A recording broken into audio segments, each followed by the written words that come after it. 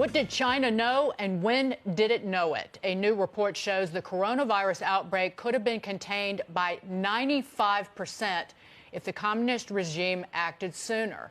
Secretary of State Mike Pompeo pushing for answers, saying if we do not figure out where China went wrong, we could face another crippling pandemic in the future. And President Trump addressed the cover-up earlier. Well, it would have been much better if we had known about this a number of months earlier. It could have been contained to that one area in China where it started. And certainly the world is paying a big price for what they did. Jesse? Well, the first case of coronavirus surfaced in mid-November. That's 4 months ago. And when the scientists identified the virus, the Chinese government told them to destroy the samples, and they gagged the scientists and told them to lie about it. Then they allowed these wet markets where the contamination started to remain open. They told the WHO, World Health Organization, that it was not contagious human to human.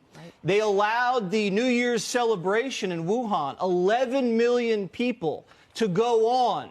Everybody drinking and eating and having a great time together. And that was a colossal mistake. Then they allowed thousands of Chinese citizens to fly all over the country. The Chinese government dragged its feet in releasing data to the rest of the world on this. And when the Trump administration offered to send U.S. scientists to Wuhan to investigate and help, they said, no, you're not allowed. So now when they say, oh, the U.S. military, they were the ones that planted the virus in Wuhan, and they say we're going to withhold drugs from the United States during the pandemic, that's just crazy. And the fact that the president calls it the Chinese virus, he just wants to make sure that there's a little accountability and truth to what happened.